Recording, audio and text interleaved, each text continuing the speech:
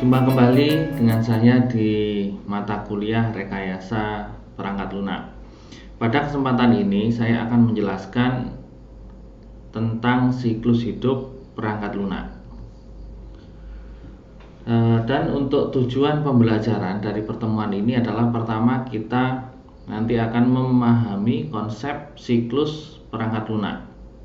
Yang kedua, memahami secara umum aktivitas-aktivitas dalam siklus perangkat lunak, dan nantinya kita bisa mengetahui dan menggunakan peralatan yang digunakan untuk mendukung aktivitas pengembangan perangkat lunak. Untuk definisi siklus hidup perangkat lunak itu sendiri merupakan sekumpulan aktivitas ya, di mana di sana saling berhubungan untuk mendukung pengembangan sebuah sistem perangkat lunak. Biasanya pertanyaan yang muncul terkait aktivitas-aktivitas apa saja yang perlu dipilih dalam proyek pengembangan perangkat lunak. Kemudian bagaimana ketergantungan antara aktivitas-aktivitas tersebut, terus bagaimana nanti penjadwalannya, dan apa hasil dari setiap aktivitas. Berikut ini adalah aktivitas dasar dalam pengembangan perangkat lunak. Yang pertama yaitu menentukan spesifikasi perangkat lunak. Jadi dalam aktivitas ini kita akan berkomunikasi dengan pengguna, kemudian mengeksplorasi terkait fungsi atau spesifikasi perangkat lunak yang akan dibangun. Selain itu juga batasan dari operasi perangkat lunak yang akan dibangun. Berikutnya adalah desain dan implementasi. Jadi dari spesifikasi kebutuhan yang sudah ditentukan akan dibuat desain ya, bisa berupa desain sistem atau desain programnya. Dan setelah desain selesai, desain tersebut diimplementasikan dalam bentuk source code, database, antarmuka pengguna, atau bentuk implementasi yang lain. Berikutnya adalah validasi. Jadi validasi di sini ditujukan untuk memastikan bahwa perangkat lunak yang dibuat memenuhi kebutuhan pelanggan. Dan yang terakhir adalah evolusi perangkat lunak. Jadi setelah perangkat lunak itu selesai dibuat, sebenarnya belum selesai karena biasanya selain ada mungkin kesalahan-kesalahan atau bug, juga ada perubahan kebutuhan dari pelanggan. Misalnya perubahan model bisnis. Metode pengembangan perangkat lunak jika diartikan sebagai kata benda merupakan kerangka kerja yang digunakan untuk menyusun, merencanakan, dan mengontrol proses pengembangan perangkat lunak. Jadi di sana metode ini kita anggap sebagai tool atau alat. Bisa juga metode pengembangan perangkat lunak itu kita definisikan sebagai kata kerja, yaitu pendekatan yang digunakan oleh organisasi dan tim proyek untuk menerapkan kerangka metodologi pengembangan perangkat lunak. Jadi definisi ini tergantung kita melihat dari sisi mana. Bisa kita lihat metode itu sebagai alat atau sebagai proses. Kemudian kerangka kerja rekayasa perangkat lunak di sana secara umum dapat dibagi menjadi 3, yaitu linear framework, iterative framework, dan kombinasi linear iteratif framework. Linear framework ada model atau metode waterfall, sedangkan iteratif ada prototyping, rapid application development, Sedangkan yang untuk kombinasi ada incremental development, agile development, DevOps development, di mana setiap kerangka kerja yang ada ini bisa disesuaikan dengan kebutuhan tim atau perusahaan yang sedang mengembangkan perangkat lunak. Jadi kalau yang linear itu prosesnya bertahap, ya. Tahap 1 selesai, dilanjutkan tahap 2, dilanjutkan tahap 3. Sedangkan kalau yang iteratif, di sana ada aktivitas-aktivitas yang diulang. Misalnya aktivitas 1, aktivitas 2, aktivitas 3, kembali lagi ke aktivitas 1 dan seterusnya. Sedangkan kombinasi linear dan iteratif, di sini ada sebagian aktivitas yang dilakukan secara linear. Setelah itu ada beberapa aktivitas yang dilakukan secara iteratif. Untuk model waterfall di sini merupakan proses pengembangan yang menggunakan proses dasar, ya, yaitu yang pertama analisa spesifikasi, kebutuhan, kemudian desain perangkat lunak, implementasi dan pengajuan. Pada model waterfall, di sini setiap aktivitas dilakukan secara bertahap. Setelah suatu aktivitas selesai, dilanjutkan ke aktivitas yang berikutnya. Dan kalau ini sudah selesai, dilanjutkan ke aktivitas berikutnya, di mana di sini tidak bisa kembali membahas aktivitas yang sebelumnya. Misalnya di sini aktivitas yang pertama adalah analisa kebutuhan. Di sini kita mendefinisikan sistem dalam pemahaman klien. Jadi meliputi tujuan, layanan sistem, dan batasan sistem. Atau dalam software engineering ini biasa disebut domain aplikasi. Ya. Jadi istilah-istilah yang digunakan adalah istilah-istilah yang familiar dengan user atau klien. Langkah berikutnya yaitu membuat spesifikasi teknis sistem dalam pemahaman developer atau pengembang, atau biasa disebut sebagai domain solusi.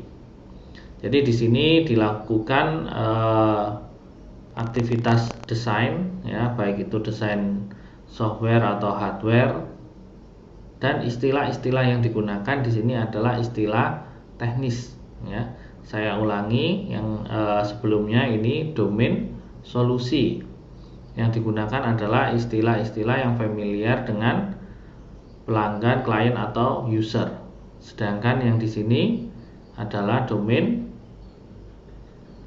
solusi. Ya. Berikutnya adalah merealisasikan desain, ya. Jadi desain yang sudah dibuat di tahap berikutnya direalisasikan menjadi seperangkat software atau program. Jadi desain yang sudah dibuat itu bisa diimplementasikan dalam bentuk source code atau database atau bentuk perangkat lunak yang lain. Berikutnya adalah integrasi dan pengujian. Jadi unit-unit yang sudah dibuat pada tahap sebelumnya itu diintegrasikan atau disatukan, kemudian diuji sebagai sebuah sistem. Jadi kalau yang sebelumnya unitnya dibuat kemudian diuji untuk unit itu sendiri, atau misalnya membuat modul, jadi modulnya itu diuji secara independen. Setelah itu modulnya disatukan pada tahap ini. Jadi di sana ada serangkaian proses yang melibatkan modul-modul, itu diuji di tahap implementasi. Berikutnya adalah operasi atau penggunaan. Nah, jadi di mana sistem ini sudah diinstal, ya, dan digunakan untuk kegiatan atau aktivitas real. Dan kadang-kadang ketika digunakan di aktivitas real mungkin ada error atau bug. Nah, di situ akan dilakukan perbaikan. Kelebihan dari model waterfall ini adalah di sana modelnya sederhana dan mudah dipahami, ya. Kemudian mudah untuk dikelola karena di setiap tahap menghasilkan produk dan review yang spesifik. Jadi kalau analisa kebutuhan hasilnya adalah spesifikasi, kemudian untuk tahap desain hasilnya adalah desain. Jadi di sana tahap-tahapnya, setiap tahap itu menghasilkan produk yang spesifik. Kemudian setiap tahap diproses dan diselesaikan pada satu waktu sehingga tidak overlap. Dan yang terakhir, sesuai dengan project yang kebutuhannya difahami dengan baik. Akan tetapi model ini juga memiliki kekurangan, ya. Jadi ketika sudah di tahap pengujian itu sangat susah untuk kembali ke tahap berikutnya. Dan karena ini prosesnya bertahap, jadi tidak ada software yang dihasilkan sampai mendekati akhir siklus. Jadi kalau dilihat di sini, ya, mulai dari tahap analisa ini belum ada software yang bisa digunakan, desain sistem juga belum ada software yang digunakan, implementasi juga belum ada. Baru di sini di tahap integrasi dan pengujian sistem itu sudah softwarenya mulai sudah terlihat, ya. Jadi 50% dari model waterfall ini aktivitasnya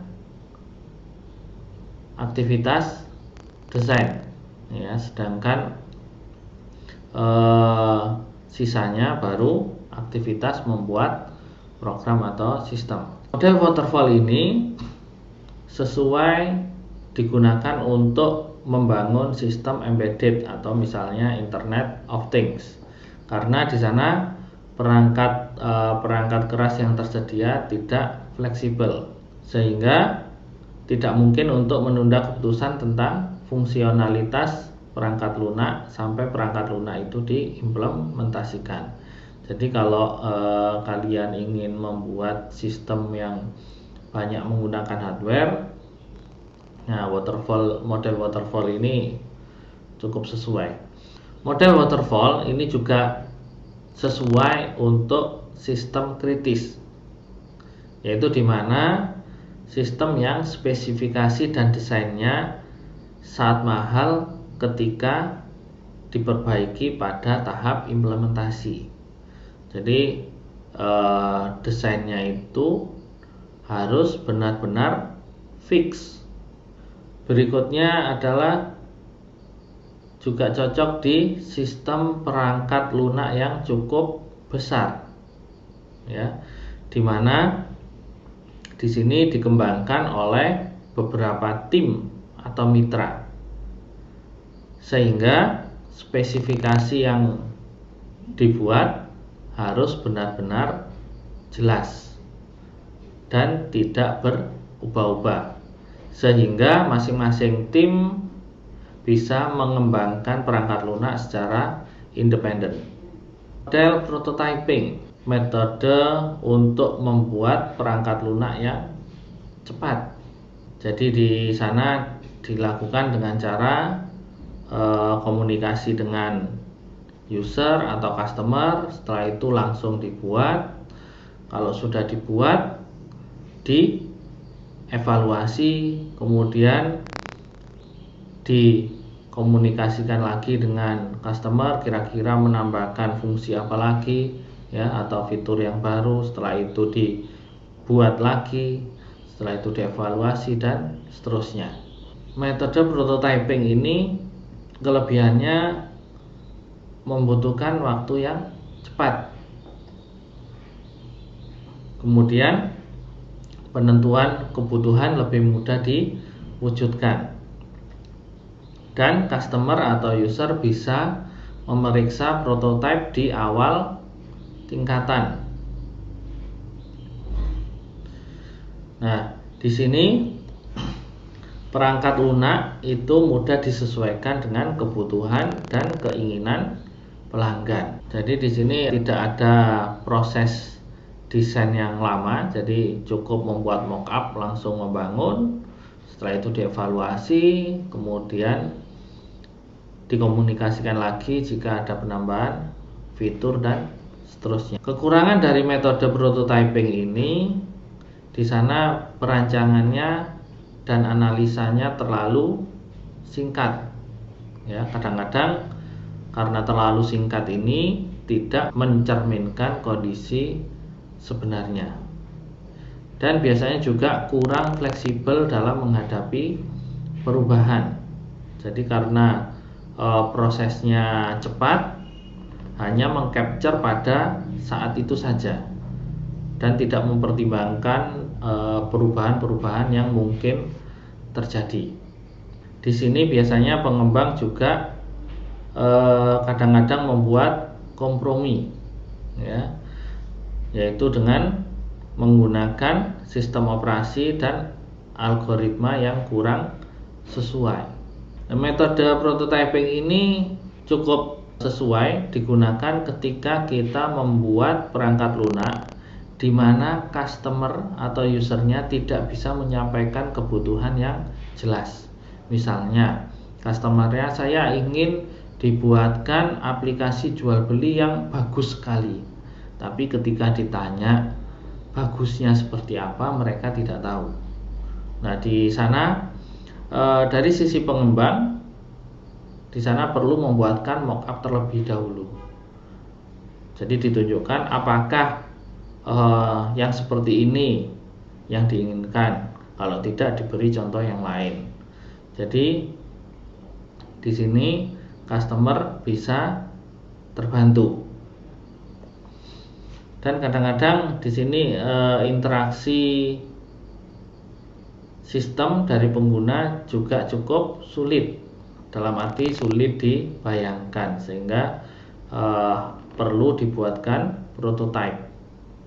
Ini juga sesuai dengan proyek pengembangan perangkat lunak yang menggunakan teknologi baru atau hardware yang baru dan algoritma yang baru. Jadi di sini developernya kalau kurang berpengalaman, ya, terhadap teknologi hardware atau algoritma tersebut, cukup sesuai menggunakan prototyping. Atau di sini membuat domain baru dari sistem aplikasi, di mana domain tersebut belum ada saat ini. Berikutnya adalah Rapid Application Development.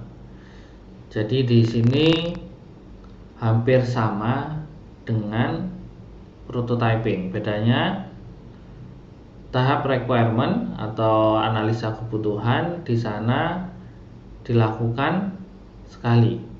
Setelah itu dilakukan desain, kemudian dibangun, dikomunikasikan dengan klien. Setelah itu ada masukan, kemudian didesain lagi, dibangun, dan seterusnya. Jadi proses Rapid Application Development di sini proses pengembangannya dipadatkan, ya, dengan tujuan menghasilkan sistem berkualitas tinggi dengan biaya investasi yang rendah. Kelebihan dari model ini adalah memungkinkan pengembang untuk dengan cepat menyesuaikan persyaratan yang berubah di pasar. Dengan perubahan kebutuhan yang cepat, pengembang juga bisa dengan cepat menyesuaikan.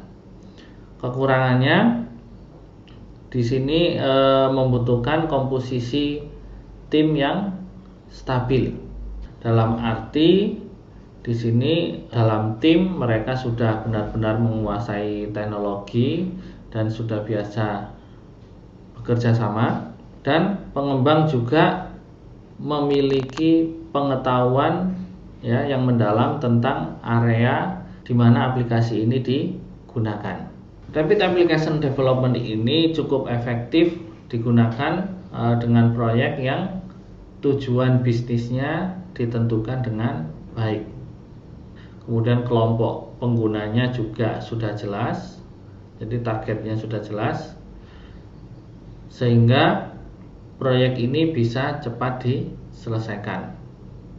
Nah, Rapid Application Development ini sangat sesuai untuk proyek yang kecil hingga menengah. Jadi sesuai untuk proyek yang kecil dan menengah dan dengan waktu yang terbatas.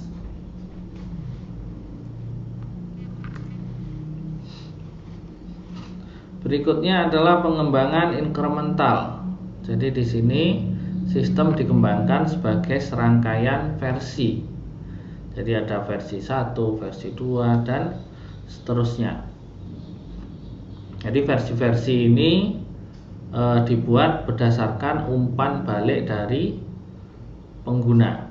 Jadi di sini pertama membuat deskripsi secara umum, kemudian membuat spesifikasi, kemudian dari spesifikasi itu direalisasikan atau dibuat perangkat lunaknya, setelah itu divalidasi dengan klien atau user. Setelah itu dirilis versi awal. Setelah dirilis, di sana dilakukan spesifikasi lagi, kemudian dibuat programnya, kemudian divalidasi. Setelah itu keluar versi berikutnya dan seterusnya. Jadi di sini aktivitas spesifikasi, development dan validasi itu dilakukan secara berulang-ulang, dan setiap pengulangan ini menghasilkan intermediate version, ya, versi sementara. Di akhir pengembangan di sana diperoleh versi final. Nah, kelebihan dari pengembangan incremental di sini kesalahan-kesalahan bisa dideteksi lebih awal. Kemudian fungsi yang terlewati juga mudah diidentifikasi. Nah, karena komunikasi dengan klien itu cukup intens, nah fungsi-fungsi yang membingungkan atau menyulitkan ini juga bisa segera diidentifikasi. Dan di sini perangkat lunaknya ya bisa digunakan lebih awal, ya, walaupun belum semua fungsi tersedia. Sedangkan kekurangannya di sini sulit untuk mengukur progres pencapaian, ya, karena biasanya dari klien itu selalu ada tambahan-tambahan atau kebutuhan-kebutuhan baru. Struktur sistem juga cenderung menurun, ya, karena sering terjadi perubahan, biasanya menyebabkan kode program itu berantakan, ya, dan semakin besar perangkat lunak atau sistemnya, itu semakin susah untuk menambahkan fitur.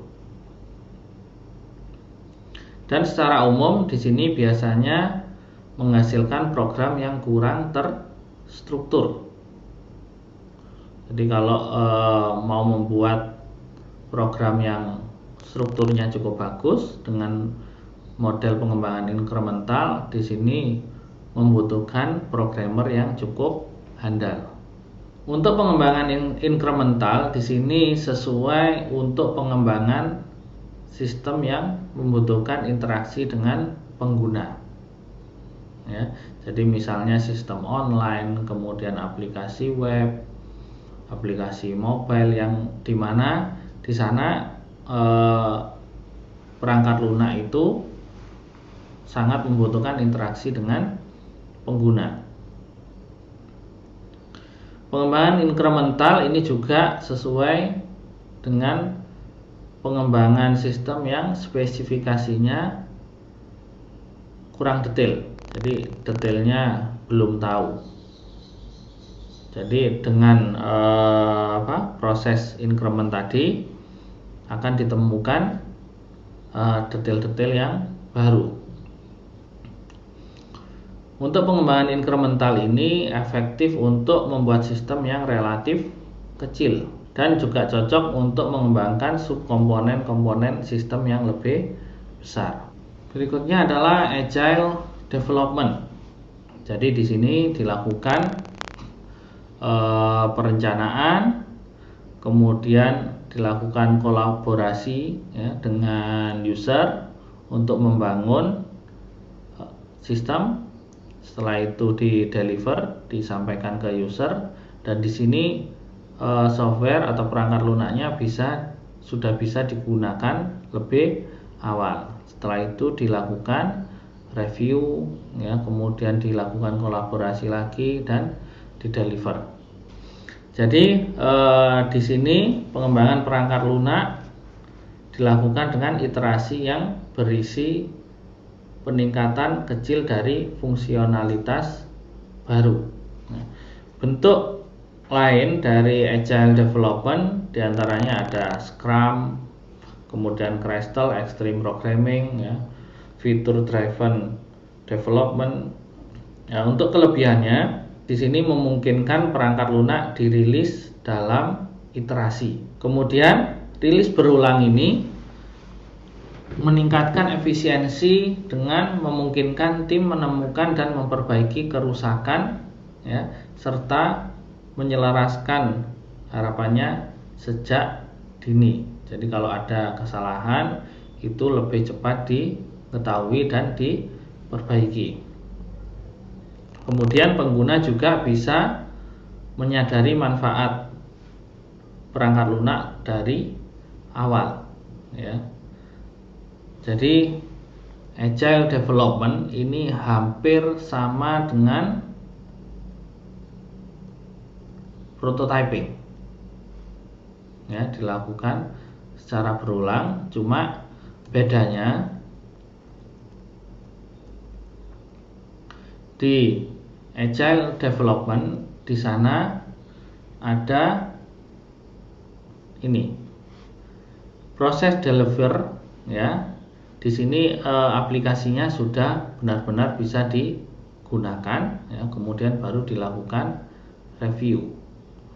Jadi kalau yang di prototyping di sana prototype dari software yang sudah dikerjakan itu belum bisa digunakan secara real, hanya digunakan untuk mendemokan ke pengguna. Kekurangan dari agile development ini bergantung pada komunikasi real time, karena agile development ini membutuhkan komunikasi yang intens. Kemudian juga membutuhkan komitmen waktu yang sangat besar dari pengguna, ya, karena di sana sering dilakukan review dan diskusi terkait software yang akan dibangun. Kemudian di sini sifatnya padat karya, karena pengembang harus sepenuhnya melengkapi setiap fitur dalam setiap iterasi. Jadi di setiap siklus di sana fiturnya harus selesai, karena setelah proses iterasi tersebut softwarenya atau perangkat lunaknya akan digunakan oleh pengguna. Agile development ini sesuai untuk proyek di mana di sana komunikasi dengan pengguna bisa dilakukan dengan intens. Kemudian juga harus memiliki SDM yang cukup banyak, karena ada SDM yang mendevelop fitur baru, ada SDM juga yang memperbaiki fitur yang belum lengkap atau masih ada bug. Dan di sana dituntut setiap fitur itu dapat selesai dengan cepat.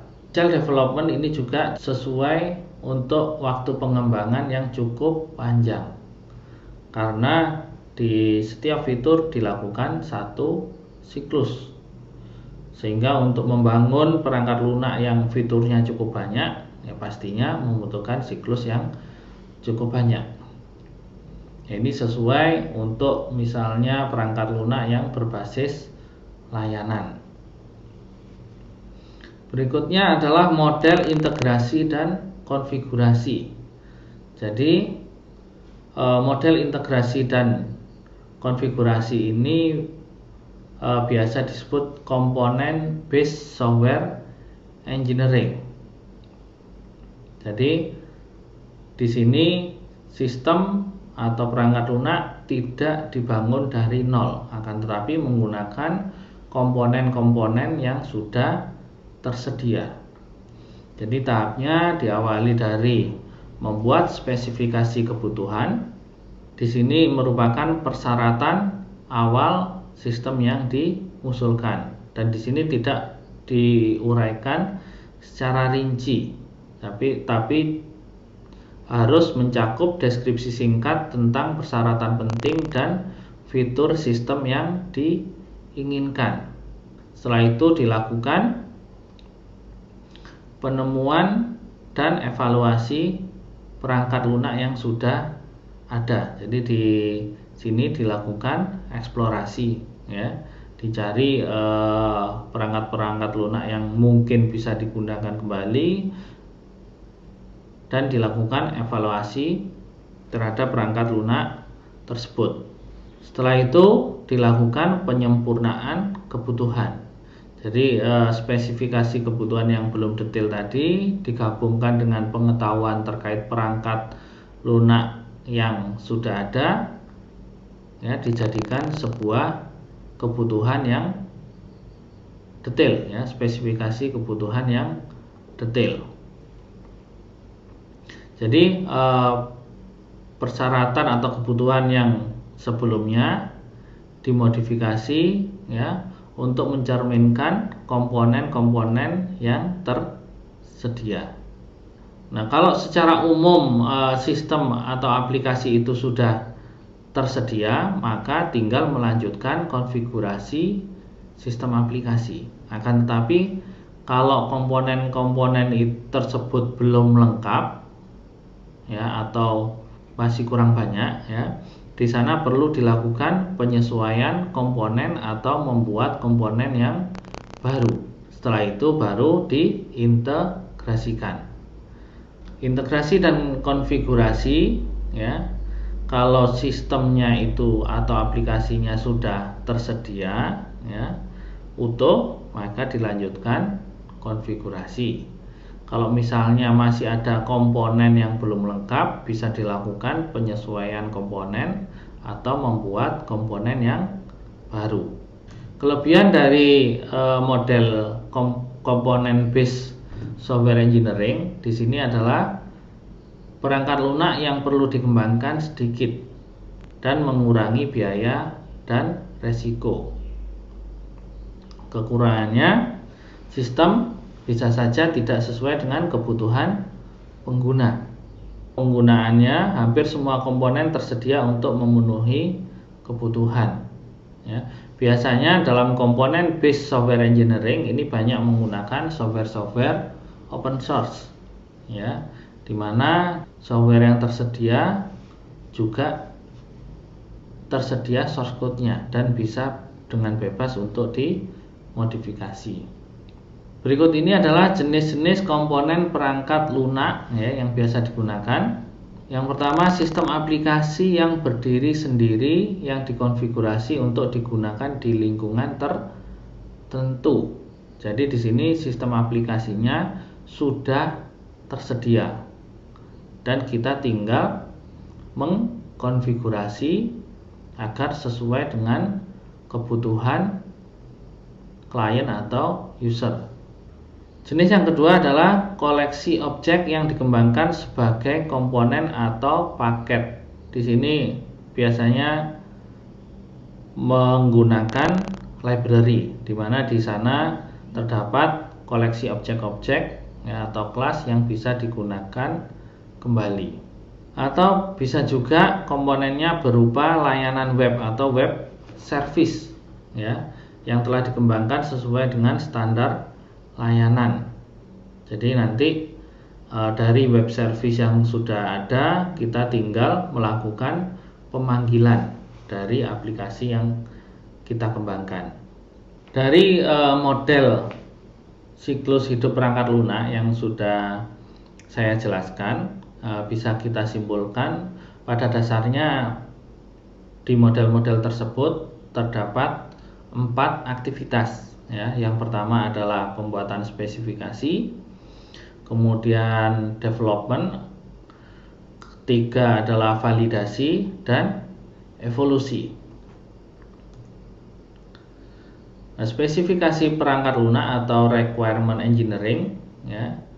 Di sini prosesnya secara umum meliputi elisitasi dan analisa kebutuhan.